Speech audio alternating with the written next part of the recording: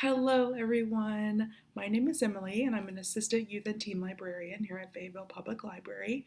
And this is the 5th episode of the Reading Buddy Book Club for July. This month, we are reading Race to the Bottom of the Sea by Lindsay Eagar. Where we left off, Fidelia and her pirate companions had just gotten free from their captors. Before we start, make sure you are continuing with those crafts and those coloring pages, and feel free to listen or just follow along in the book as I read.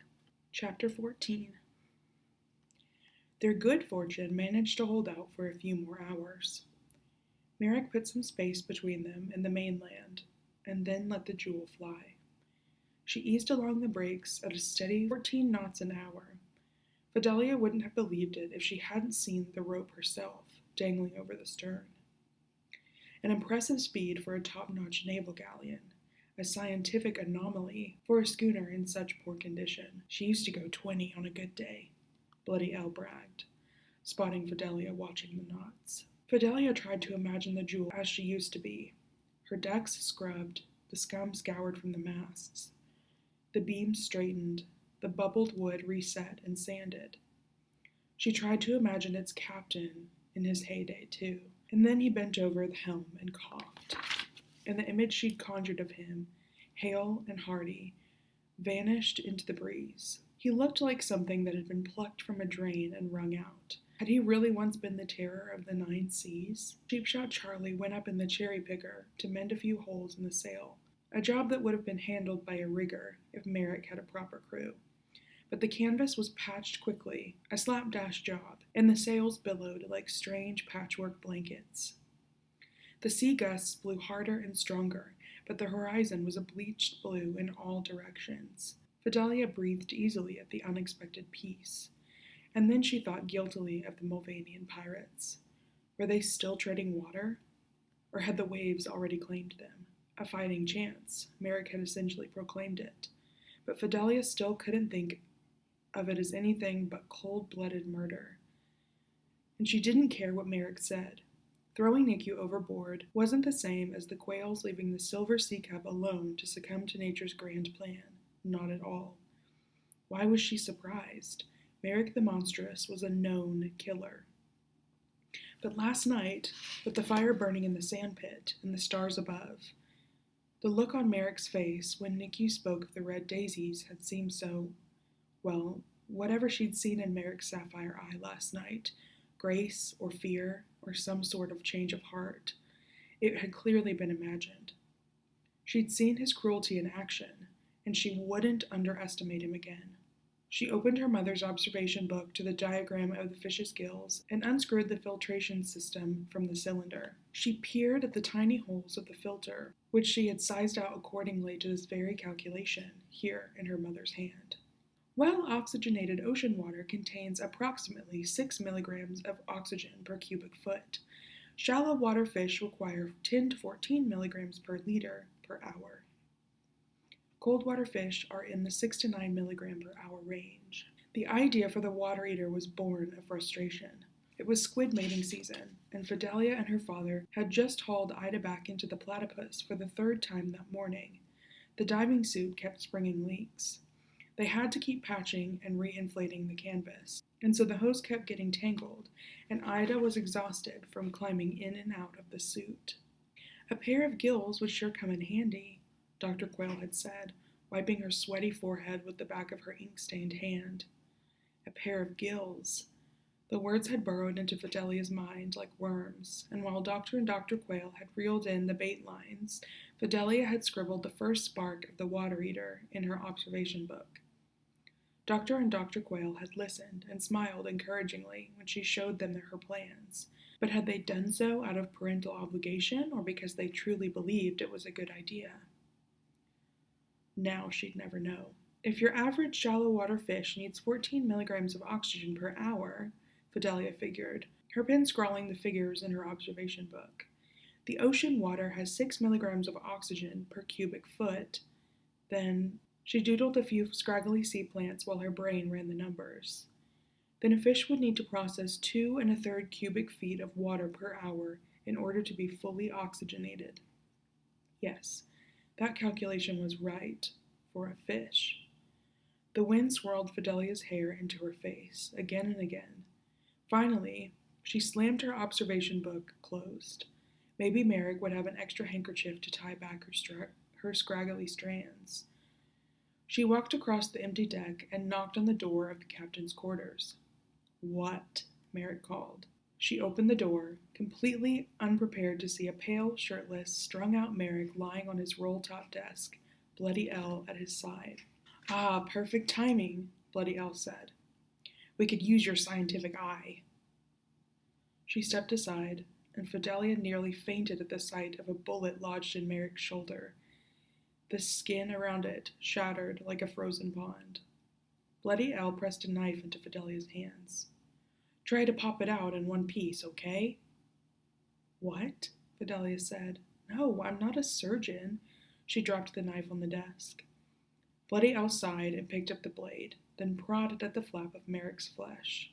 "I can't tell if it hit bone," she analyzed. "So what if it did?" Merrick grunted. "If we don't set a broken bone, it won't heal properly," Bloody L said. "Your whole arm will be useless." "Considering that very soon I won't be in need of my arms, broken or otherwise," Merrick cut in. "Do get on with it." Fidelia had never seen a gunshot wound before. She stared at the bullet, how wrong it looked, the way it surfaced out of the flesh like a seal breaching for air. Her eyes couldn't let it go.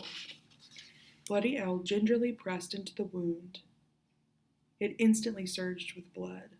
"You need Lynch for this kind of job," she told Merrick. "This is beyond what I know how to do."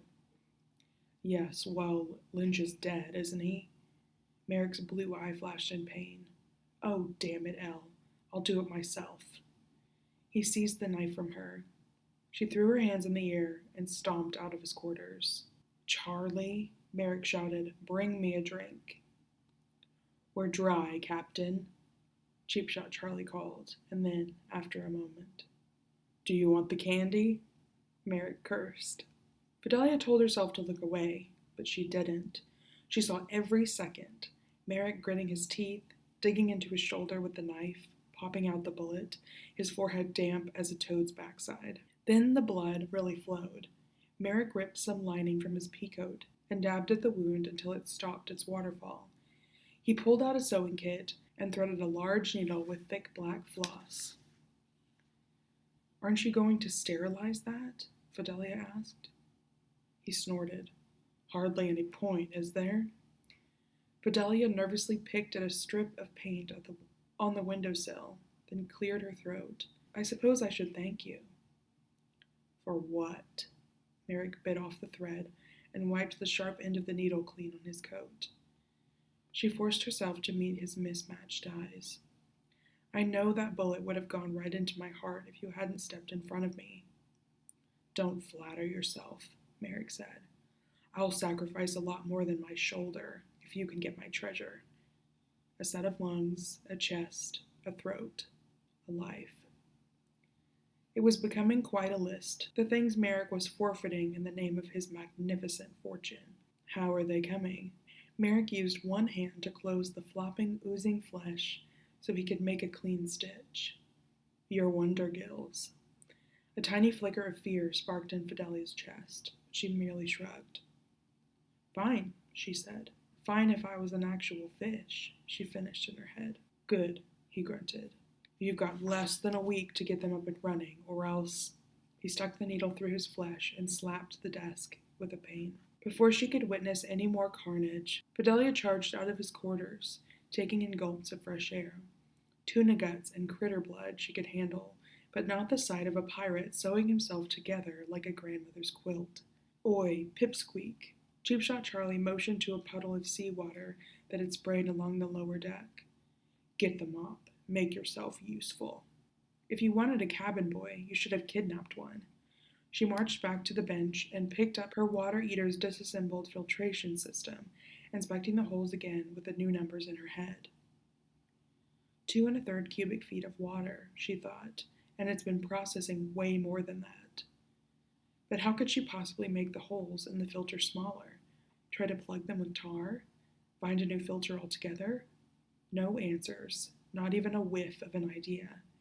She slammed her filtration system back into the box, satisfied when it made a loud noise. There was no way she could possibly do this. She needed her parents there, needed their guiding comments and their probing questions. When Merrick found out she couldn't make the water heater work, what would happen? Nikki's face appeared in her mind, then faded. Would that be Fidelia's fate? She had to try something, anything. Slumping over to the tar bucket, she coated the water heater's filter with the gooey, smelly black stuff, spreading it as thick as frosting across all the holes. She'd let it dry until it was tacky. With luck, she'd be able to pierce the tar and make smaller holes. Maybe then the whole system wouldn't flood. Or maybe she was dead wrong, but she had to try something. Cheap Shot Charlie saw what Fidelia was doing and groaned. Elle, get her away from the tar. He spoke about her like she was an unleashed puppy. She's making a mess. Fidelia dabbed a second layer of gloppy tar over the holes in her filter, making defiant eye contact with Cheap Shot Charlie as she did so. If you don't like my methods, take it up with your captain. She focused her attention back on the tar, all her attention, except a tiny corner of her brain, which replayed a memory of when she had been working on the hydro scanner. It's useless, she growled, shoving pieces of her invention across the table as if they were radioactive. Stupid thing, I'll never figure it out.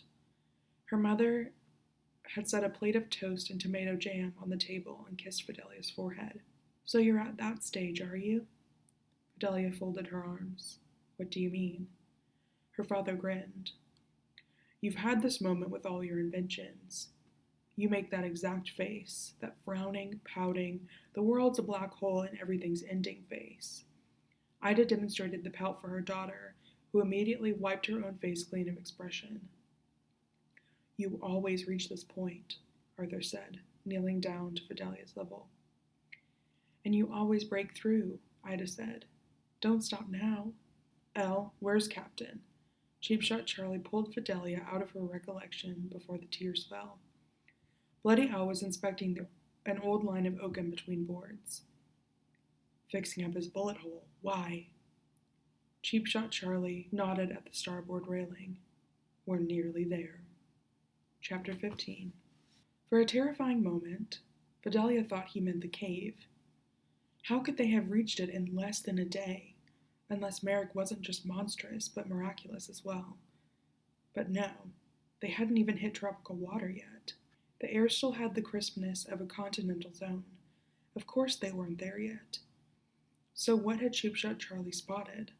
Fidelia set aside her tarry water eater and leaned over the railing.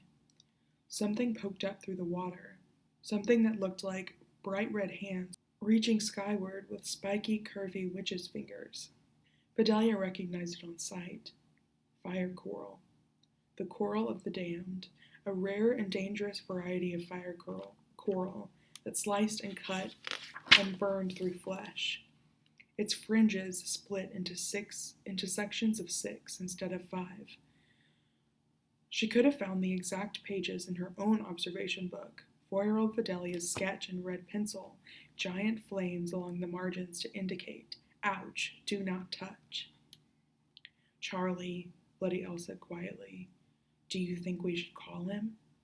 No need. Merrick strode across the deck, a crimson blossom staining the shoulder of his left sleeve like a silk flower. He came next to his crew, resting his limp left arm on the railing. To Fidelia's shock, Cheap Shot Charlie wrapped an arm around Bloody Elle, holding her tight against him. Here we go, mates, Merrick said. Who could have guessed we would sail through here so soon? Bloody Elle nodded. It feels like yesterday.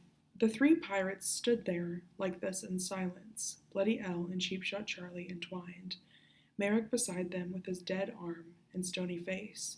The Jewel seesawed up and down on the water. The wind was soft as it trilled through the lines. Fidelia's stomach gurgled. She nudged a nearby knapsack with her boot, and candy spilled out onto the deck.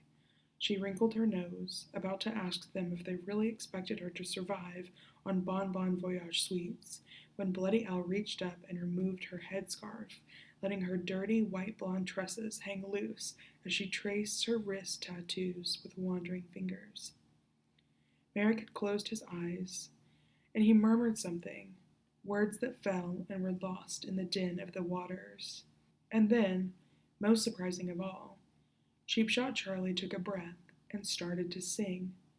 Not loudly, not in a language Fidelia recognized, and, if she was being honest, not well. It sounded like a sort of tuneless drone that could cut through fog, meandering through the same 3 notes. But even though Fidelia had never heard this song, she knew those notes. She knew that sound. A morning song. "I'm sorry," Fidelia said softly. Merrick's blue eye was cold and sad as he watched the water break against the fringes of the coral of the damned. "You're not the only one who's ever lost someone," he said, and the cruelty in his voice cut right through her. But it felt that way sometimes. It felt like no one else in the world could possibly be as alone as she was, not even her Aunt Julia. She let Cheap Shot Charlie's song wash over her, everything else fading. The jewel, the sea, the pirates. She was back at her parents' funeral, the congregation humming the grief hymn in unison. She heard all the things everyone had said when they passed by the caskets for the last time, things that meant nothing, and were meant only to crack open the awful, awkward quiet. Things the world had dictated were the correct, polite scripts for such tragedies. You'll be missed. Rest in peace. Never forgotten. And to Fidelia, I'm so sorry for your loss. I'm sorry. That's what everyone said.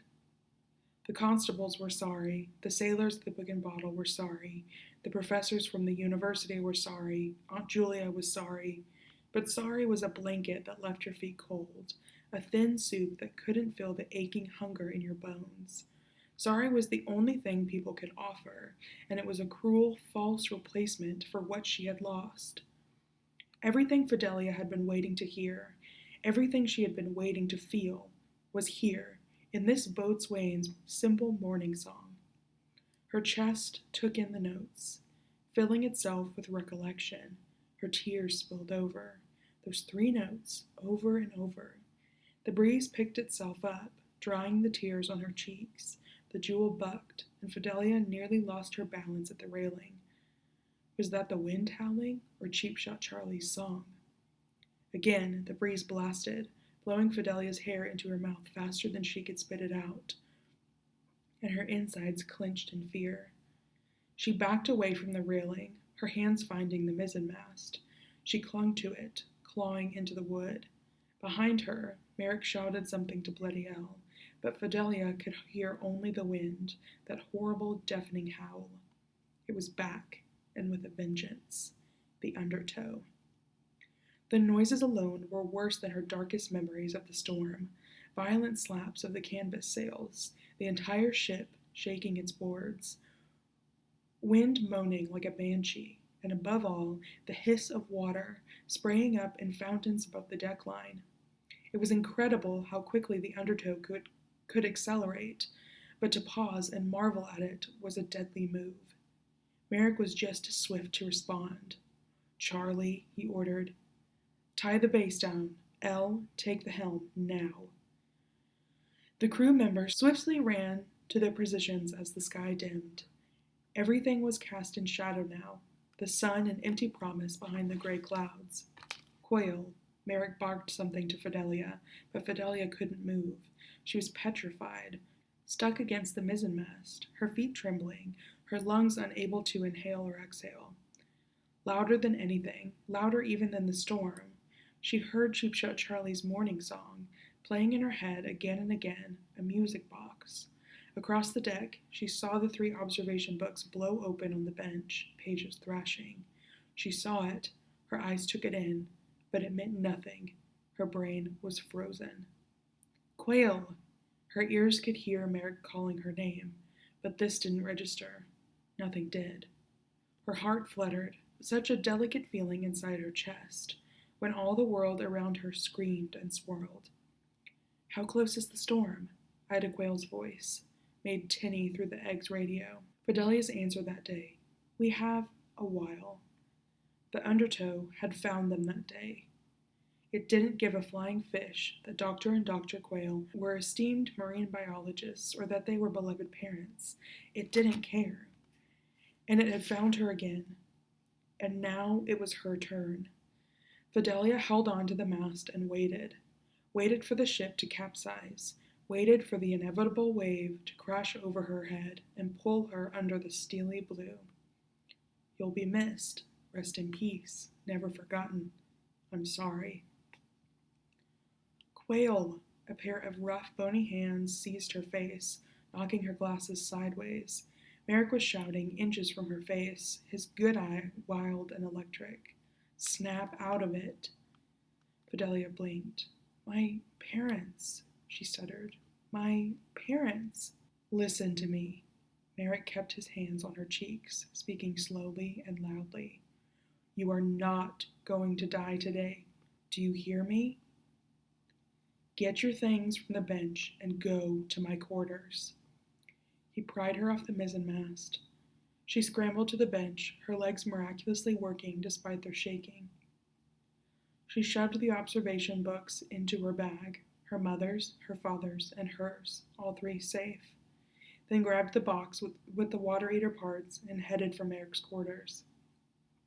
Crossing the deck, the wind slanted her sideways, so she dropped on all fours and crawled, reaching the door of Merrick's rooms. The wind shoved against her, a corporeal ghost, barring her entrance. Even down to the floorboards, it was chilly and cruel as a winter's day in the Arctic.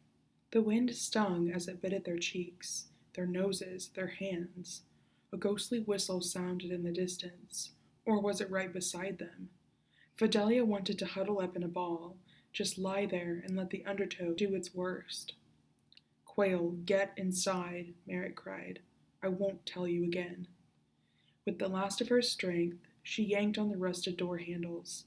The wind kept the doors clenched tighter than a clam's mouth, but at last she flung a door open and tossed her bag into the captain's quarters before crawling inside and letting the door slam shut behind her. There she sat, hugging her knees under Merrick's desk, her pulse spiking as she tracked the ship's every rise, every fall. "You are not going to die today," Merrick had told her, and she tried to let his words ring out above the hair-raising sounds of the undertow, the sounds of her nightmares. "Ship adrift," Merrick called. "L, eyes alert, steer clear." Fidelia lifted her head and found that Merrick's quarters had brightened. Out the windows, the sky was the dull blue color of a swordfish. The darkest of the undertow's angry black clouds had fizzled away. How long had she been sitting here, white-knuckled and frozen? She staggered back on deck and took a slug from the black jack of water. "We made it through," she panted, relief flooding her limbs. "Aye," Merrick said, "but someone wasn't so lucky." He pointed beyond the Jewel's bow, 30 feet away in the water, where the remains of a ship tossed in the waves. It was a cocoa ship. Fidelia would recognize one anywhere. Her stomach hollowed out. The sailors of Arborlee dashed through her mind, one by one, as she searched for any significant details in the wreckage. A recognizable ship name painted along the pieces of the stern, a flag floating, anything. "Ease up," Merrick ordered. "Watch the debris." Bloody L kept a sharp eye as they passed, careful not to let any of the splintered beams barge into the Jewel's delicate, brittle wood. "Survivors?" Sheepshot Charlie called. "Do you see any?" Merrick searched the churning waters with his good eye. Up at the bow of the ship, Sheepshot Charlie did the same. Fidelia, too, looked over the railing, preparing herself for whatever tragic sight she might see, whatever familiar face might be bobbing in the water. But there was nobody, not a soul, just the broken pieces of a beanie ship. The undertow had reduced it to its basic parts, lumber and rope and canvas. "I don't see any lifeboats," Bloody L called. "Maybe they got away in time." Merrick snorted. "Maybe." A rough burst of wind threw him backward. nearly knocking him over, and a wave reared high on the ocean, touching cloud. "Brace yourselves," the captain yelled, and Fidelia clung to the railing, a starfish on a rock. She held her breath and closed her eyes and hoped on a whale shark that whatever happened, it would happen quickly. A merciful death for Merrick the Monstrous, at least, was the last thought before the wave fell. But the rush was over in seconds, the undertow merely sending an aftershock of wind and water. When Fidelia finally opened her eyes, salty speckles dripped down her glasses, and the sea was calm again, sunlight sparkling on the ocean swells as they shrank and disappeared. Fidelia let go of the railing at last, her hands still quivering. She'd survived the undertow, not once, but twice. How was it possible when others hadn't fared as well? That broken cocoa ship in the water? Her parents? "Anything can happen," some unattached voice seemed to whisper. Merrick stood on the lower deck, both feet rooted firmly. His brilliant blue eye shone dangerously. "Hell's bells," he said. Cheapshot Charlie hit the mizzenmast in anger. The Jewel's mainmast had snapped in two. "Merda!" Bloody Al ran over to inspect the damage. The top half of the splintered mast rested on the cross beam at a 90-degree angle, like a downed tree. Cheapshot Charlie rubbed his hands along his bald head. The wind snapped it like a twig. The wood was already weak as cork, Merrick said, water-warped and termite-ridden. "I should have shortened the mainsail."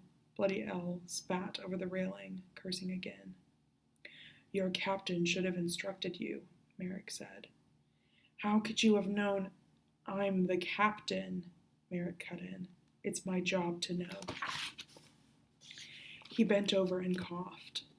When he straightened, he said, "I feel heavy in my mind, like I'm underwater. And look," he held out two shaking, splotchy hands. A network of purple and black spindly veins charted lines across the skin like a spider's web. "It's happening," Cheapshot Charlie whispered.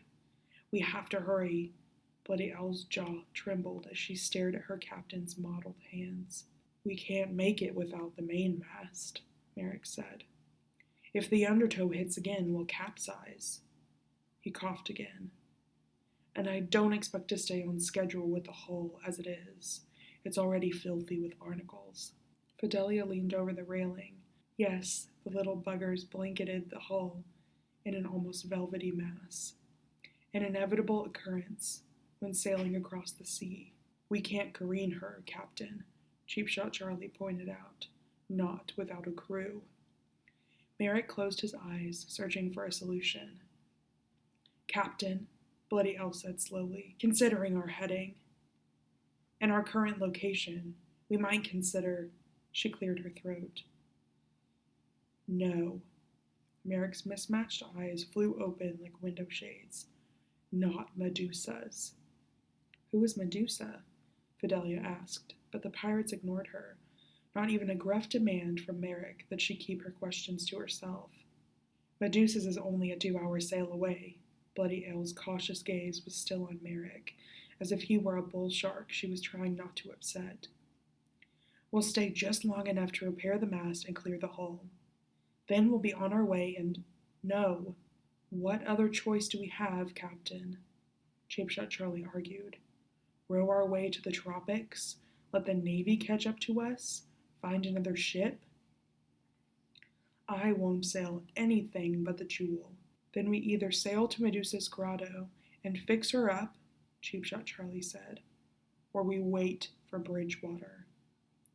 Bridgewater. Fidelia had heard that name. Bridgewater was the man who had sunk the Rasculant, Nick said. Some sort of naval officer. Was Bridgewater chasing Merrick right now? Merrick pounded his hands on the railing, making Fidelia jump. "If anyone has any other ideas on how to get the Jewel up and running, I want to hear it." His voice was threaded with rage. "Do you know how to fix this, Quail? Is there some sort of science your parents figured out? If so, I want to hear it now." The sea rocked the Jewel. Fidelia and the two other pirates were silent. Merrick's glare was lethal. Make for Medusa's, then. Sheepshot Charlie and Bloody Elle headed to the lower deck, leaving Fidelia alone with the seething captain. What is Medusa's? She dared to ask again. Merrick inhaled, a black and red eye throbbing in its socket. A place I thought I'd never go back to. He stalked to his quarters and whirled the door shut behind him. Fidelia sank onto the bench, her muscles sore, her belly knotted and sour. Adrenaline drained from her body, the storm inside her waning just as the ocean had, calming itself into a flat blue line. Merrick's coughs were the only sound on board as Sheepshot Charlie and Bloody Elle set their course east. Chapter 16. Admiral Bridgewater stood at the window in his cabin as the mother dog cut across some undisclosed stretch of sea. His crimson velvet curtains were drawn back, the lamps in his quarters dimmed. Outside, night was chilly as a Mulvanian jail cell, but still the Admiral stood. He watched. He wouldn't miss a ripple. A huge round moon cast shadows on the decks of the mother dog, which were empty save for the few men assigned to first watch. The rest of the crew was stacked in their bunks like minnows in a tin, asleep. They didn't have his appetite for justice, the pathetic souls. The pansies needed their beauty rest. Admiral Bridgewater's own bed was not yet turned down. He wouldn't sleep. Not tonight, not until he had caught that miserable scallywag. Winter patrols didn't begin until next week. That meant Bridgewater had 7 days to find him, 7 days to search every wave of the 9 seas. He checked his personal compass against the presentation of the stars from his window. Suppose they headed west. Would that be closer? Or should they continue their slow patrol of the Cocoa Route, Merrick's favorite playground, and hope that their winds crossed? Admiral Bridgewater smoothed his mustache, which twisted and bristled in his frustration. It didn't matter what direction they sailed. It didn't matter how carefully they planned and schemed and plotted courses. Over the years, Merrick had proved to be as slippery as a moray, and just as skillful at hiding. Whenever Admiral Bridgewater spotted him, Merrick disappeared between the cracks. Where do you disappear to, Merrick? Admiral Bridgewater muttered. Back to your hidden cave of treasure? Or did you finally sail straight to hell? The mother dog sailed south aimlessly. The Admiral barked orders at his men. He tried to do this at least once an hour, to keep them soft and afraid. Every day Admiral Bridgewater endured without Merrick behind bars felt like an eternity, felt miserable, felt like he could hear someone laughing at him in the Queen's own navy. Other pirates had met their fates. Other pirates he had crushed like fleas under the boot of the law. But getting rid of the fleas one by one did nothing when the whole mangy dog still roamed free. I'll find you, he vowed to the open sea. If I have to drag the entire ocean, if I have to storm every shore, if I have to swim to the bottom of the sea myself, I will find you. Chapter 17. The sun began its descent, casting a pink glow in the water, and land came back into view. Fidelia stared as the Jewel came closer to the coast. The land stretched forever, like looking out at the sea, but the opposite, green instead of blue. The spray was warmer here, the water a more vivid blue, no more undertones of gray, no shingle beaches full of pebbles and rocks. The air even smelled green, spiced and fresh. A brackish whiff hit the ship, the scent of estuaries, those spots where seawater turned into river mouths. Near a stretch of white shale cliffs, Sheepshot Charlie angled the ship toward the land. The cliffs were straight, a line of perfect tabletop rocks with no visible openings or coves. What exactly is this place? Fidelia asked Bloody Elle, who was tacking the front bottom corner of a sail. It's an old hideout of ours, Bloody Elle said. Merrick pulled his peacoat tighter and hunched under the popped collar. For the first time since he boarded the Jewel, Merrick refused to steer or touch the sails or do anything except glower over the bow. "He really hates this place," Fidelia observed quietly. Bloody El's smile was pained. "Actually, just the opposite. Captain loves this place so much it hurts." Cheapshot Charlie steered the Jewel so it was set to sail right into the wall of the shale. "You're heading for the cliff," Fidelia pointed out.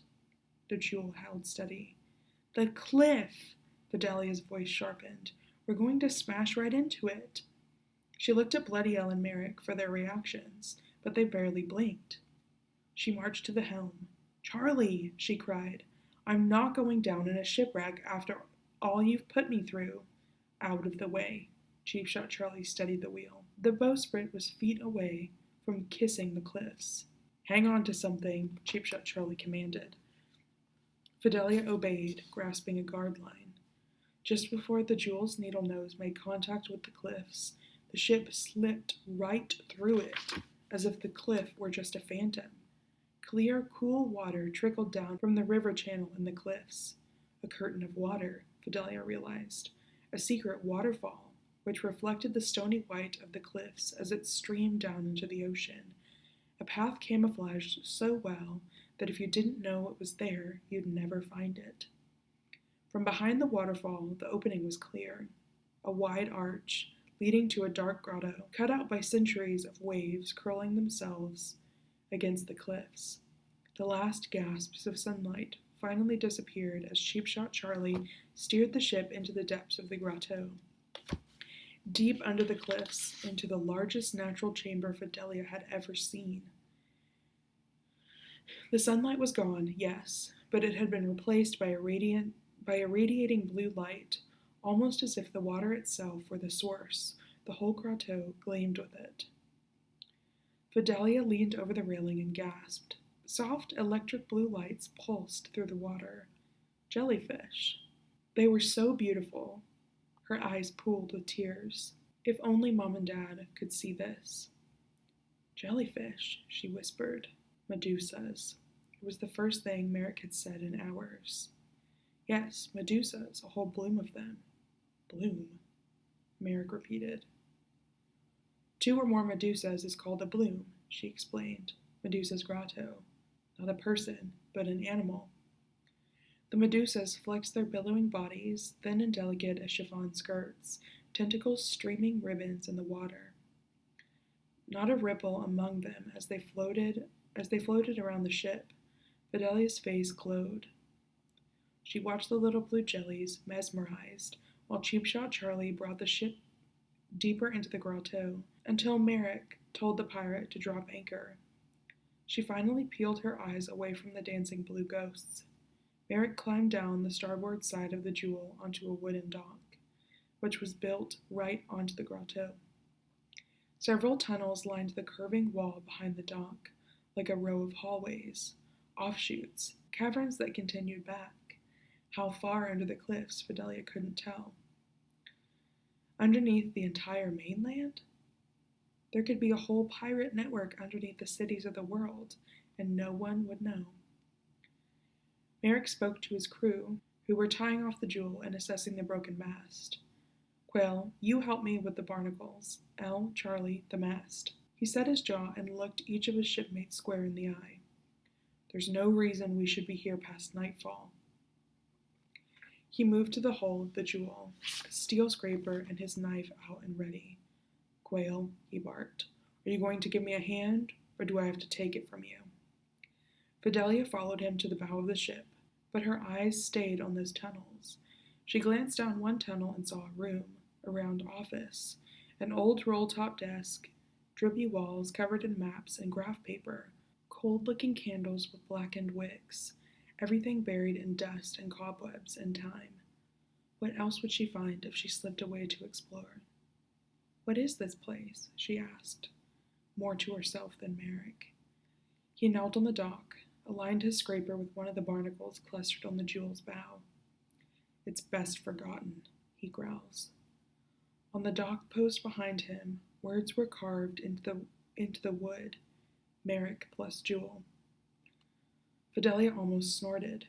Did Merrick's love affair with his ship Really run this deep? She peeked down another tunnel and saw a hat stand. A home is not a home without somewhere to hang your hat, Aunt Julia always said. Fidelia's heart panged to think of her, back in the library, all alone. Her niece, her only remaining family, gone. Did someone live here? She wondered aloud. Stop with the questions and come pound the scraper for me. Fidelia tore herself away from the curiosities of the cave and eyed the hull. A colony of barnacles was growing its own city there. Once they cleared the ship of these intruders, Merrick could push the Jewel harder, faster, up to 20 knots if Bloody L was to be believed. She scrutinized the barnacles. They had hours of work ahead of them, curling upside down to reach the farthest crustaceans. Both she and Merrick getting neck aches, and without greeting the Jewel, how would they reach the barnacles below the waterline? She looked around the grotto, at the eerie blue water, and a pop of orange made her jump. I have an idea.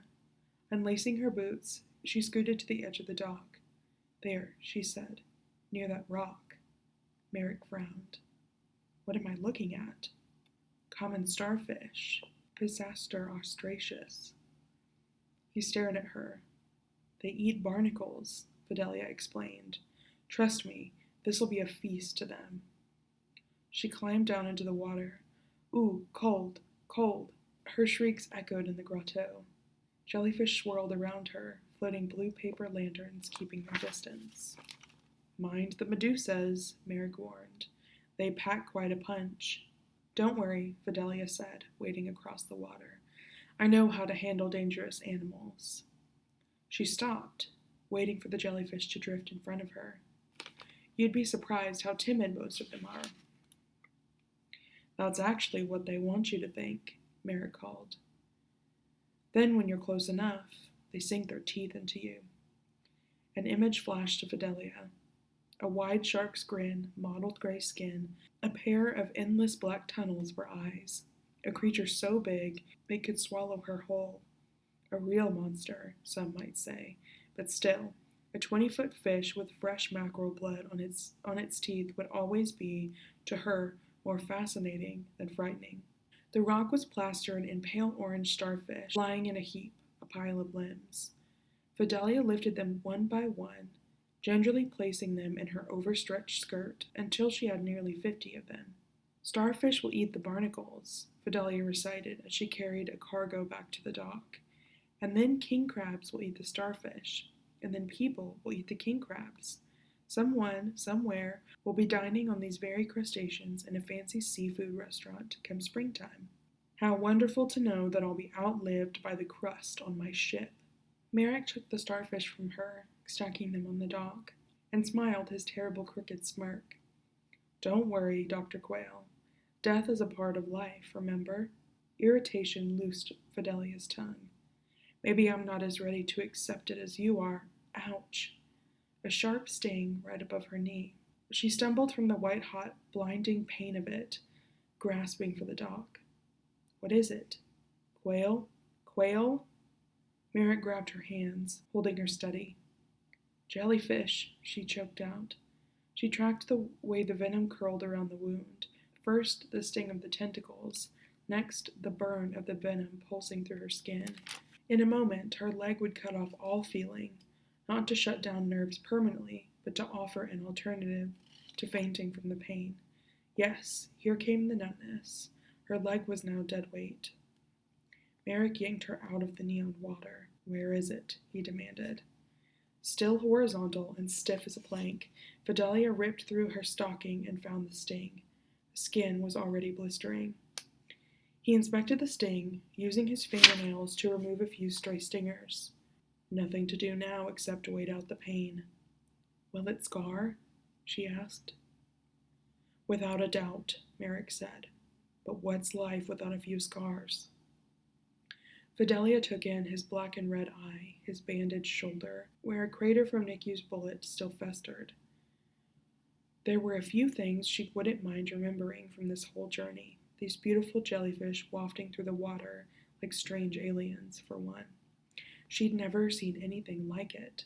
She was certain her mother never had either. but she'd rather this journey not leave any permanent marks. If only her father were here to squeeze a bit of the suma root juice into her jellyfish sting to keep it from scarring. Forget the root. If only her father were here.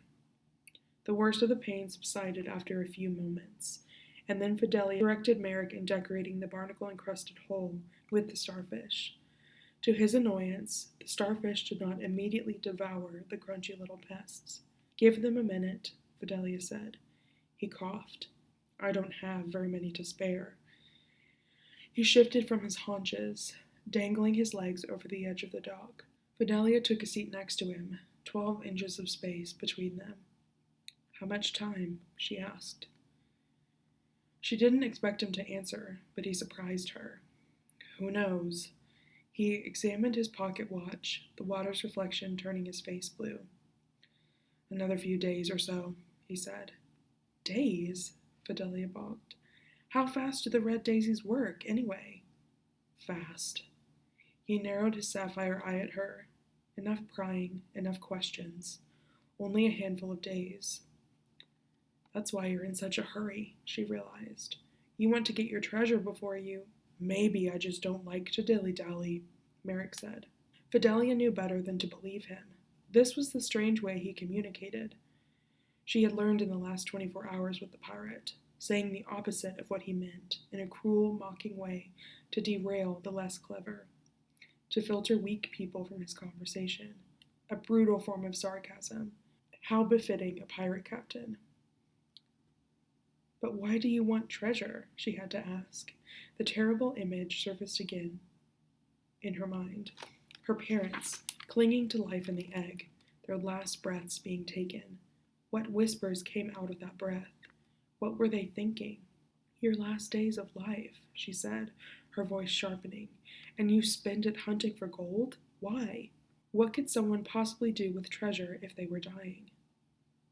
"Because I'm Merrick the Monstrous," he said, "a vicious, greedy pirate who only cares about gold." He glanced up at the jewel. "What else is there to chase after?" "Plenty," Fidelia snapped. And then he finally looked at her. And when he finally looked at her, a slight surprise in his mismatched eyes, she bubbled over. "There was a shark," she said, and told him about the day it happened, the crackling static of the radio, the moment when Grizzle arrived, the reverence in the sea, the electricity in her blood, the excitement. "And he's out there still," she said, "swimming somewhere, just waiting to be found. And I thought it would be me who would find him," she thought. But then I found the submarine on the beach instead, smashed and twisted, and it tore me in half." "So is that what you would chase after, if you only had a day?" he asked, ignoring my tears. "You find this shark, put a tag in its fin, and collect your reward?" "It's not about the reward," she said. "Don't try and turn this into treasure." Her own words surprised her. It wasn't about the gilded iguana or adventures in science engineering. Not anymore. Her eyes went to Merrick's pocket watch, its second hand's slow revolution. "I might not be able to get my parents back, but if I can get him back, sometimes I think that's the only way I'll ever be stitched back together again," she finished to herself, sniffling. Merrick leaned forward. "Listen to me. If you have something important to do," he said, "you do it now. You don't wait until your clock has started ticking. I wish I had—" He sighed, a shaky, rattling exhale. "My final days, and this is where I am." What did Merrick mean? This is where I am, back in Medusa's grotto? This is where I am, sitting on a dock, waiting for starfish to eat barnacles off my ramshackle ship that somehow has more lives than a cat? This is where I am, talking about life and death to some kid I took? Or maybe he meant something else entirely. She spared him from any more of her incessant questions. She sat silently beside him, and as the starfish slowly did their work, she and Merrick watched the minute hand on his pocket watch tick around and around and around. 2 years earlier. Merrick rode the bow of the Jewel, watching the break of the waves. He reached for his pocket watch, then remembered it wasn't there. Sweat coated his hands. He wiped them on his linen shirt and metered his breaths, inhaling until his lungs were at full capacity. Why was he so nervous? She met him here every other week, both of them breaking away from their busy schedules to spend time alone. His hand brushed the box in his pocket, because this time is different, he let himself admit. The crew guided the Jewel into the shallows near the white cliffs of the mainland. Through a secret passageway, under a waterfall in disguise, they sailed the ship into a dark grotto, their hideout, used by the captain and his band of pirates for years. The Jewel moved easily, like a stallion exhausted from a long day of bucking and riding, ready to rest in a stable. Merrick kept his fingers on the small box in his pocket, its contents a mystery to most of his crew. Only his best people knew about the brooch. Only his best people knew about her. As they floated through the grotto, the sunlight faded and the strange electric blue light of Medusas pulsed from the water. Merrick smiled, not the wry, crooked half-smile he gave his victims before he pilfered their hold, or worse, but a softer smile, a genuine one. "Dock her and get her tarred," he ordered his crew. "Shore leave until tomorrow morning. Then we head west. Cocoa season is underway. We want to be there to greet those beanies with flags blazing, don't we?" He gestured to Jewel's scarlet flag, rippling from the mast. Hearty huzzas from his crew, his overworked crew, who were never too tired to give their captain an enthusiastic reply. Merrick kept smiling as he charged past the tunnels. The large one led to the captain's quarters, a side tunnel led to an office, a third to the rum storage. He turned down another side tunnel, one that meandered deeper under the cliffs to a round, wide open cavern, a room filled with books, a library in the middle of the grotto. He walked up and down every aisle, past every volume. Except for the characters and ideas and words populating the books on the shelves, the library was empty. "Hello?" he called. "Anyone here?" His voice bounced off the cavern walls. In the back corner of the library, there was a stairway carved into the slick gray rocks of the grotto, leading all the way to the top of the shale cliffs. He climbed up until the sun warmed his head and a salty breeze ruffled his hair. He had to squint through the light to see her, sitting near the edge of the cliff beneath a jackfruit tree. "You're late," she said. She said this without looking up from the gigantic book spread open in her lap. She was sitting sideways with her legs folded beneath her in the shade, her posture straight as a mast. Her feet were bare, pale as shark bait, and bright yellow candy wrappers were scattered by her side. All empty, Merrick noticed with amusement. "I lost my watch," Merrick said as he knelt beside her, and his voice wasn't a growl or a rumble or a threat, but something tender, a ripple lapping the shore of a periwinkle lagoon. "Forgive me?" The wind carried her honey-colored hair right into his cheeks. He inhaled, the smell of her like dusty old tomes and polished mahogany and cinnamon tea and chocolate. "Of course," she said. "But see, now I've started a new chapter, and I need to finish it." Hers was the same smile as his, gently teasing, ready to break into a laugh so happy it would split the universe into a stained glass window. And so Merrick relaxed beside her, one hand in his greatcoat pocket, clutching the box, the other finding hers. She turned pages in her book. He watched the afternoon sun dip lower in the sky, a golden ball ablaze, bathing the world in a saffron light. Dolphins in the distance dove up and out of the water in graceful arcs, their wakes crystallizing like snowflakes in the blue ocean.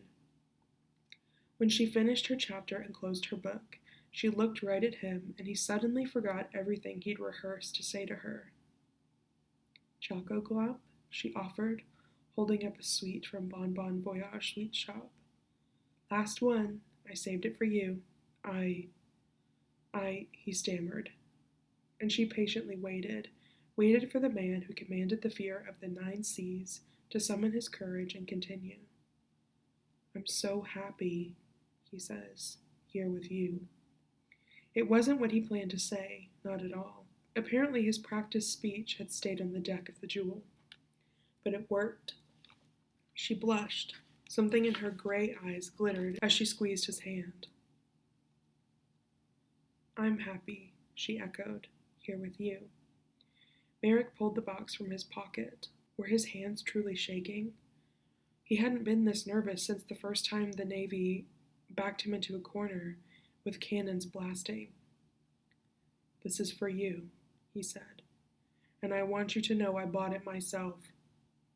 You mean you didn't pluck it from the hands of some... Her banter trailed into silence as she opened the box. Everything happened just as he'd pictured, just as he'd hoped. Her lips fell open in a modest gasp, a sure sign of surprise from a woman who rarely let emotions paint themselves on her face. Merrick, she whispered, suddenly at a loss for words, despite feasting on them all day in her books. It's... Merrick examined the brooch. It isn't as fancy as other things, no pearls or rubies, but I thought... She stopped his mouth with hers. You thought right, she whispered. Marry me, he whispers back, and her kiss was her answer, and the end of their conversation. He pinned the brooch on the simple white lace dress she wore, and she tucked her head into the crook of his shoulder, where it fit so nicely, and together they looked out at the world. A world that wouldn't ever understand what force kept them together, despite the odds against them. A world that wouldn't understand his blood-stained hands and her ink-covered ones. Now, about that choco glump, she said. How much do you really want it?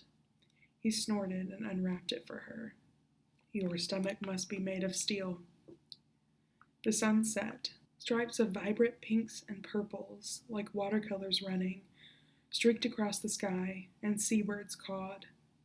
Merrick felt like he was watching himself watch it. He was happy. Happy enough to think of doing things.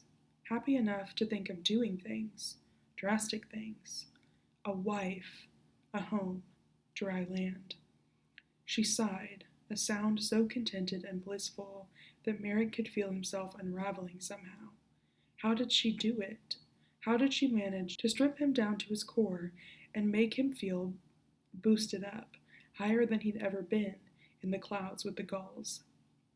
There wasn't a speck of the 9 seas he hadn't sailed, not an inch of shoreline he hadn't explored. He knew the places not even a maritime cartographer would include in the maps. And still, there was nowhere he'd rather be than right here, her chin propped on his arm. Read to me, he implored. She opened her book and read aloud from a story of enchantresses, poisoned arrows, 100-year sleeps, and first kisses of pure white love. When the sun dipped below the horizon, the light shifted. He sat up as if an iron rod had been jammed through his spine. The motion jerked her out of his shoulder nook, where she'd been cozily making daydreams of her own. What? Her whisper was fierce, the only weapon she ever brandished.